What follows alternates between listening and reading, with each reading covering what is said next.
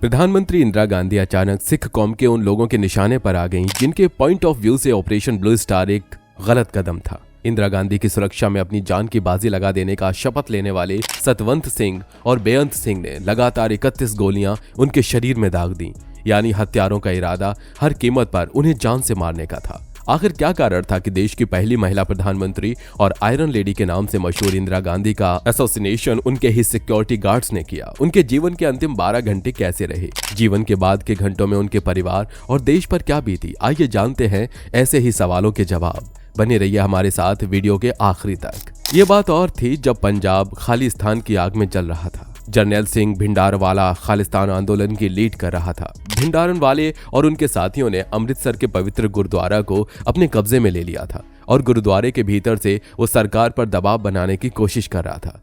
तब 5 जून 1984 को देश की प्रधानमंत्री इंदिरा गांधी ने ऑपरेशन ब्लू स्टार को परमिशन दी और सेना को यह आदेश दिया कि किसी भी कीमत पर अमृतसर गुरुद्वारे को इनके कब्जे से मुक्त कराया जाए। सेना ने तो अपना काम कर दिया, पर इस काम में अमृतसर गुरुद्वारे के एक हिस्से को क्षति पहुंची। भिंडरावाला अपने साथियों के साथ मारा गया और सिखों के बीच पनप रहा खालिस्तान की मांग करता हुआ आतंकवाद कुचल दिया गया। लेकिन इसका रिएक्शन सिखों के एक गुट की तरफ से आने लगा। साल 1984 में यह चुनाव का समय था और इंदिरा गांधी उड़ीसा में चुनाव प्रचार करके 30 अक्टूबर को वापस दिल्ली आ गई थी। इंदिरा गांधी का एक घर दिल्ली स्थित सफदरजंग रोड पर मौजूद था। इस घर में जब भी इंदिरा गांधी मौजूद रहती थी तो वो जनता के बीच दरबार लगाया करती थी, उनकी समस्या सुना करती थी और उनके समाधान के लिए ऑफिसर्स को डायरेक्शन दिया करती थी।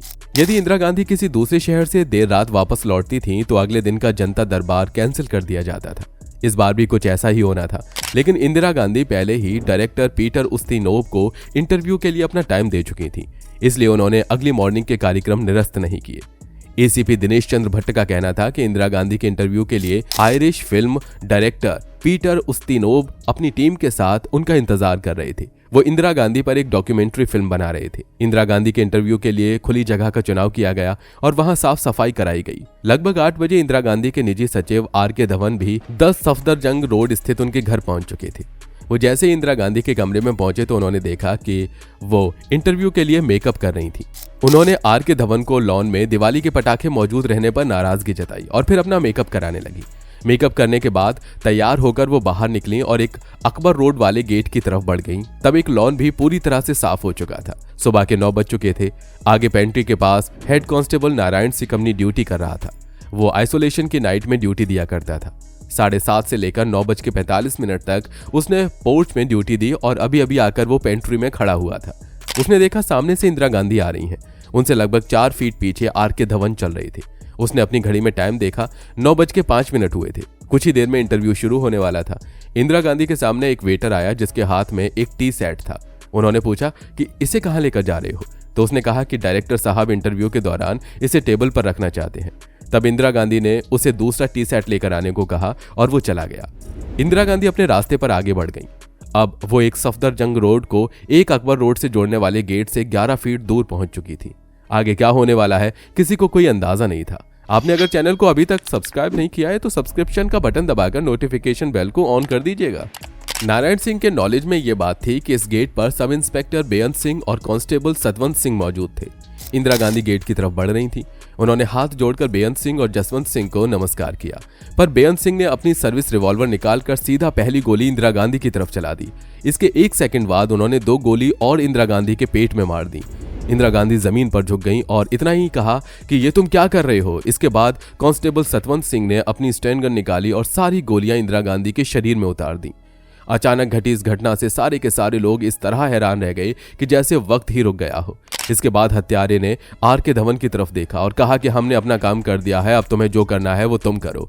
इतना सुनने के बाद जैसे सबको होश आ गया हो। तत्काल एसपी दिनेश चंद्र भट्ट ने उन दोनों को अपने काबू में किया और एक कमरे में बंद कर दिया। एक एम्बुलेंस प्रधानमंत्री आवास पर हमेशा मौजूद रहती थी।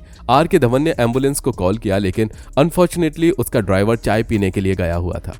हेड कांस्टेबल नारायण सिंह अपनी छतरी फेंककर दौड़ते हुए ड्राइवर को बुलाने के लिए भागा। तभी वो सोनिया गांधी भी आईं। उन्होंने और आर.के. धवन ने मिलकर इंदिरा गांधी को उठाया। एम्बुलेंस टाइम पर नहीं मिली तो इंदिरा गांधी को एम्बेसडर कार में बिठाकर अस्पताल की तरफ चल पड़ी। इंदिरा गांधी के सिर को सोनिया ने अपनी गोद में लिया हुआ था। उनके शरीर से खून बह रहा था और एम्बेसडर कार तेजी से एम्स हॉस्पिटल की तरफ भाग रही थी। 9:32 पर वो कार एम्स हॉस्पिटल पहुंच गई। तत्काल वीआईपी सेक्शन की तरफ इंदिरा गांधी को ले जाया गया, लेकिन वो सेंटर उस दिन बंद था। इसके बाद आर.के. धवन इंदिरा गांधी को लेकर इमरजेंसी वार्ड की तरफ पहुंचे तो देखा वहां पर कुछ जूनियर डॉक्टर मौजूद थे। जब उनके सामने अचानक इंदिरा गांधी स्ट्रेचर पर आई तो वो हड़बड़ा गई। इस बात की भी जानकारी मिली कि एम्स में इस समय सीनियर कार्डियोलॉजिस्ट मौजूद हैं। उनका नाम डॉक्टर वेणुगोपाल था। बिना देर किए तत्काल मरीज के पास पहुंच गई। डॉक्टर साहब ने ऑब्जर्व किया कि इंदिरा गांधी स्ट्रेचर पर लेटी थी। उनके शरीर से काफी खून बह चुका था और अभी भी बह रहा था। उनके शरीर का टेम्परेचर भी काफी कम हो रहा था। डॉक्टर्स की एक टीम इमरजेंसी में इकट्ठा हो चुकी थी और सबसे पहले कोशिश थी इंदिरा गांधी के शरीर से बहते हुए खून को रोकना। इंदिरा गांधी की सांस लेने में तकलीफ हो रही थी। डॉक्टर्स ने एक मशीन उनके फेफड़ों में लगाई ताकि श्वास चलती रहे। इंदिरा गांधी की हार्ट बीट चल रही थी लेकिन काफी कम थी, लेकिन उनकी पल्स नहीं मिल रही थी। इसके बाद डॉक्टर्स ने हार्ट मशीन भी इस्तेमाल की। इंदिरा गांधी के ब्रेन में अब तक ब्लड सप्लाई ब्लॉक हो चुकी थी। उनकी पुतलियां भी फैलती जा रही थी। इसी समय बीबीसी संवाददाता सतीश जैकब भी अस्पताल पहुंच गए और उन्होंने इंदिरा गांधी के बारे में पूछना शुरू किया। वो लिफ्ट के जरिए ऊपर पहुंचे और लिफ्ट से बाहर निकले तो उन्होंने देखा कि एक डॉक्टर अपने फेस से कपड़ा निकाल रहे थे। उन्होंने डॉक्टर से तत्काल पूछा कि क्या जान बच जाएगी। तब डॉक्टर ने उन्हें गुस्से से देखते हुए कहा कि पूरा शरीर ही छलनी हो गया है। इसके बाद सतीश जैकब चुप हो गए।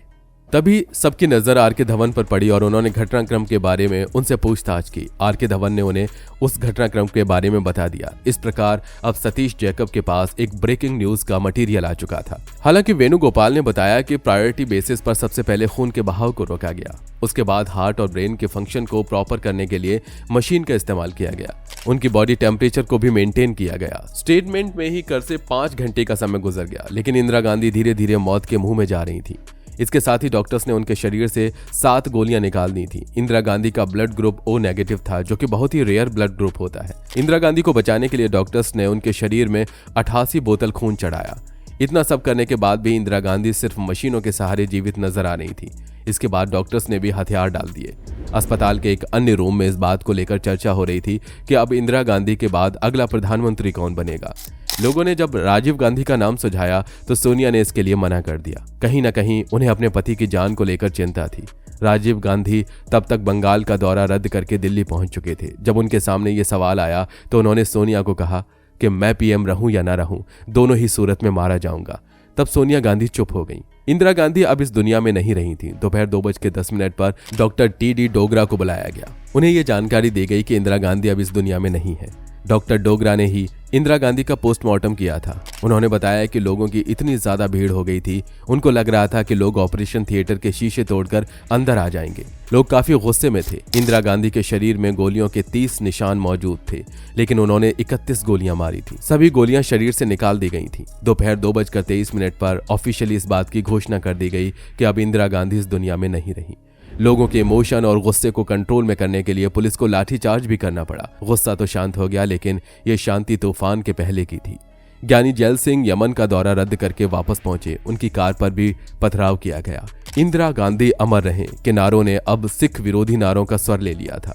ये तो शुरुआत थी दिल्ली में सिख विरोधी दंगों की, क्योंकि लोग ये जान चुके थे कि इंदिरा गांधी की हत्या उनके 2 सिख बॉडीगार्ड्स ने की थी। इतनी बड़ी घटना घट गई थी, लेकिन इसका ब्रॉडकास्ट दूरदर्शन पर नहीं हो पाया था, क्योंकि अधिकारी मिनिस्टर से खबर पर अप्रूवल नहीं ले पाए थे। जबकि अखबार और बीबीसी रेडियो के माध्यम से लोगों तक ये खबर पहुंच रही थी। इस खबर का असर सिखों के खिलाफ दंगों के रूप में सामने आया। वीडियो पर आपकी राय का इंतजार रहेगा। इसे लाइक करके अपने दोस्तों के साथ शेयर जरूर कीजिएगा। आज के वीडियो में इतना ही। जय हिंद, जय भारत, वंदे मातरम।